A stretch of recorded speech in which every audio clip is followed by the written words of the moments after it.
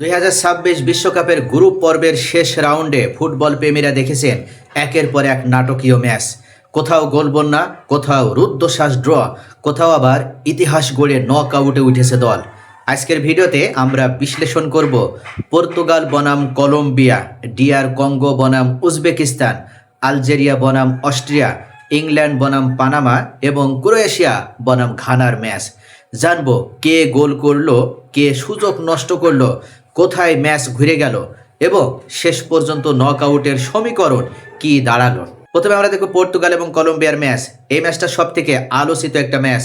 এই দুই দল শুরু থেকে আক্রমণাত্মক ফুটবল খেললেও শেষ পর্যন্ত কিন্তু গোলের দেখা পায়নি একটি দলও।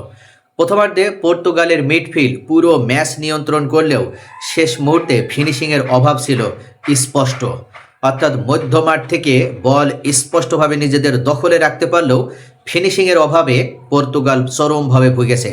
কলম্বিয়ার গোলরক্ষক একের পর এক গুরুত্বপূর্ণ সেভ করে দলকে বাঁচিয়েছে। দ্বিতীয়ার্ধে পর্তুগালের আক্রমণ আরও বাড়ে। রাফায়েল লেয়াও, ব্রুনো ফার্নান্দেস ও গঞ্জালো রামোস একাধিক সুযোগ তৈরি করলেও শেষ পর্যন্ত তাদের একজনও গোল করতে পারেনি। অন্যদিকে কলম্বিয়াও দ্রুত কাউন্টার অ্যাটাকে কয়েকবার বিপজ্জনক হয়ে ওঠে। তবে পর্তুগালের রক্ষণ ছিল অত্যন্ত দৃঢ় এবং শক্তিশালী। সেই রক্ষণ তারা ভাঙতে পারেনি। ম্যাচের গুরুত্বপূর্ণ তথ্য যদি আমরা দেখি তাহলে বল দখল পর্তুগালের প্রায় ছিল 60%। তারা লক্ষ্যে শট আমরা যদি দেখি তাহলে পর্তুগালের একটিও নেই, লাল কার্ড নেই, পেনাল্টিও নেই। এই ড্রয়ের পরও পর্তুগাল গ্রুপ চ্যাম্পিয়ন হিসেবেই নক আউটে উঠতে সক্ষম হয়েছে। এরপর আরেকটা গুরুত্বপূর্ণ ম্যাচ ছিল ডিআর কঙ্গো বনাম উজবেকিস্তান। এদিন সবচেয়ে আবেগঘন জয় তুলে নিতে সক্ষম হয়েছে এই ডিআর কঙ্গো। আফ্রিকার সিংহরা এই ডিআর কঙ্গো তারা গুরুত্বপূর্ণ ম্যাচটি জিতে নিয়েছে। ম্যাচের শুরুতেই উজবেকিস্তান গোল করে এগিয়ে যায়। মনে হচ্ছিল কঙ্গোর বিশ্বকাপ স্বপ্ন হয়তো এখানে শেষ হতে চলেছে, কিন্তু বিরতির পর বদলে যায় পুরো ম্যাচের চিত্রই। কঙ্গো একের পর এক আক্রমণ শুরু করে। প্রথমে সমতাসূচক গোল, এরপর দ্রুত দ্বিতীয় গোল করে ম্যাচ নিজেদের নিয়ন্ত্রণে নিয়ে আসে। আর এভাবেই কঙ্গোর আশা তো তৈরি হতে থাকে। শেষ দিকে তৃতীয় গোল করে নিশ্চিত করে 3-1 ব্যবধানের জয়। অর্থাৎ এটার মাধ্যমে কঙ্গোর ইতিহাস তৈরি হয়ে গেল। এই জয়ের মাধ্যমে ইতিহাসে প্রথমবারের মতো বিশ্বকাপের নক আউট পর্ব নিশ্চিত করতে সক্ষম হলো এই ডিআর কঙ্গো নামের ক্ষুদ্র দেশটি। ম্যাচের টার্নিং পয়েন্ট আমরা যদি দেখি তাহলে বিরতির পর কঙ্গোর আক্রমণাত্মক পরিবর্তন। পরিসংখ্যান যদি দেখি তাহলে পিছিয়ে থেকেও 3 গোল, যেটা দ্বিতীয়ার্ধে পূর্ণ আধিপত্য, অর্থাৎ প্রথমবার নক আউট নিশ্চিত করেছে ডিআর কঙ্গোর। আরেকটা গুরুত্বপূর্ণ ম্যাচ আলজেরিয়া বনাম অস্ট্রিয়া। এটাই ছিল দিনের সবচেয়ে রোমাঞ্চকর ম্যাচ। এই ম্যাচে 6টি গোল হয়েছে। দুই দলই 3 বার করে এগিয়ে যায় এবং সমতায় ফেরে। প্রথমার্ধেই 3টি গোল হয়েছিল, দ্বিতীয়ার্ধে আবারও গোলের বন্যা। শেষ মুহূর্তে পর্যন্ত বোঝা যায়নি যে দুই দলের ভিতরে কোন দল আজকের ম্যাচটা জিততে চলেছে। অস্ট্রিয়া শেষ দিকে এগিয়ে গিয়েও জয় ধরে রাখতে পারেনি। আজকে এই দুই দলের ভিতরে কোনো একটি দল যদি জিতত তাহলে রাউন্ড অফ 32-তে ইরান যেতে পারত। তবে আলজেরিয়া শেষ মুহূর্তে সমতা ফিরিয়ে অসাধারণ লড়াইয়ের নজির গড়েছে। ম্যাচের পরিসংখ্যান আমরা যদি দেখি তাহলে মোট গোল হয়েছে 6টি। উভয় দলের একাধিক বড় সুযোগ, শেষ মুহূর্তের সমতাসূচক গোল এবং বল দখলেও ছিল প্রায় সমান সমান লড়াই। অর্থাৎ দুই দলই সমান তালে লড়াই করে গিয়েছে। এই ড্রয়ের ফলে দুই দলই নক আউটের সমীকরণে তারা টিকে থাকতে সক্ষম হয়েছে। আরেকটা গুরুত্বপূর্ণ ম্যাচ ইংল্যান্ড বনাম পানামার।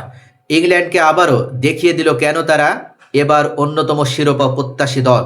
ম্যাচের শুরু থেকেই আধিপত্য বিস্তার করে খেলেছে ইংল্যান্ড। প্রথম গোল আসে প্রথমার্ধেই।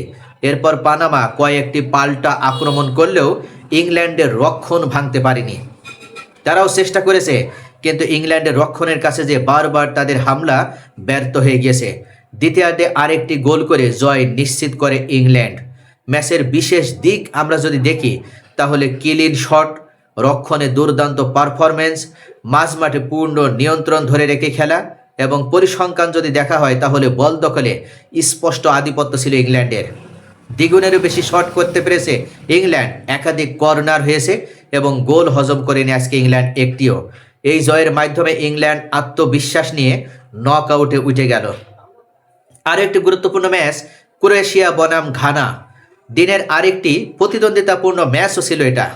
প্রথমার্ধেই ক্রোয়েশিয়া এগিয়ে যায়, কিন্তু ঘানা দ্রুত সমতা ফিরিয়ে নিয়ে আসে। মনে হচ্ছিল যে ম্যাচটা হয়তো ড্র হতে যাচ্ছে, তবে দ্বিতীয়ার্ধে অভিজ্ঞতার পরিচয় দিয়ে জয়সূচক গোলটা আদায় করে নেয় ক্রোয়েশিয়া। শেষ 15 মিনিটে ঘানা একাধিক সুযোগ পেলেও গোল করতে পারেনি। মুহুর্মুহু আক্রমণ করেও তারা আর ক্রোয়েশিয়ার জাল খুঁজে পায়নি। ক্রোয়েশিয়ার গোলরক্ষকের দুটি অসাধারণ সেভ ম্যাচের ভাগ্য নির্ধারণ করে দেয়। আজকের সেরা পারফর্মার আমরা যদি দেখি, তাহলে ডিআর কঙ্গো পিছিয়ে থেকেও তারা 3-1 গোলে জয় ছিনিয়ে নিয়েছে। আর ইংল্যান্ড নিয়ন্ত্রিত এবং আত্মবিশ্বাসী ফুটবল তারা উপহার দিয়েছে। আলজেরিয়া এবং অস্ট্রিয়া বিশ্বকাপের অন্যতম এখন পর্যন্ত সেরা এক রোমাঞ্চকর ম্যাচ উপহার দিয়েছে। আর পর্তুগাল গোল না পেলেও তারা গ্রুপ চ্যাম্পিয়ন হতে পেরেছে। শেষ পর্যন্ত ক্রোয়েশিয়া ঘানার বিরুদ্ধে অভিজ্ঞতার জয় পেয়েছে। গ্রুপ পর্ব শেষে এখন সবচেয়ে বেশি শক্তিশালী দল আমরা যদি বর্তমান ফর্ম অনুযায়ী দেখি, তাহলে 1 নম্বরে ফ্রান্স, 2 নম্বরে ব্রাজিল, 3 নম্বরে স্পেন, 4-এ ইংল্যান্ড, 5-এ পর্তুগাল, 6 নম্বরে আর্জেন্টিনা, 7-এ বেলজিয়াম এবং 8-এ ক্রোয়েশিয়া। অনেকেই বলতে পারে আমি কেন 6 নম্বরে আর্জেন্টিনাকে রেখেছি, কেননা আর্জেন্টিনা এখনও বড় কোনো দলের মুখোমুখি হয়নি। তো প্রিয় দর্শক, গ্রুপ পর্ব শেষ হতেই পরিষ্কার হয়ে গিয়েছে এই বিশ্বকাপে কোনো ম্যাচই সহজ নয়। বড় দলগুলোকেও কঠিন লড়াই করতে হচ্ছে, আবার নতুন নতুন দলও ইতিহাস গড়ছে। সামনে শুরু হচ্ছে নক আউট পর্ব, যেখানে একটি ভুলই বিদায় নিশ্চিত করে দিতে পারে। তাই প্রত্যেকটা দলকেই তাদের স্ট্র্যাটেজি অনুযায়ী খেলতে হবে। একটা ভুলও যেখানে তাদের বড় ধরনের বিপদ ডেকে আনতে পারবে। তো প্রিয় দর্শক, আপনাদের কি মনে হয় আজকের এই ম্যাচগুলোর ভিতরে সব থেকে কোন ম্যাচটা বেশি আকর্ষণীয় ছিল? আপনাদের মূল্যবান মতামত কমেন্টে জানান। ভিডিওটি ভালো লাগলে লাইক, কমেন্ট, শেয়ার করে সাথেই থাকুন।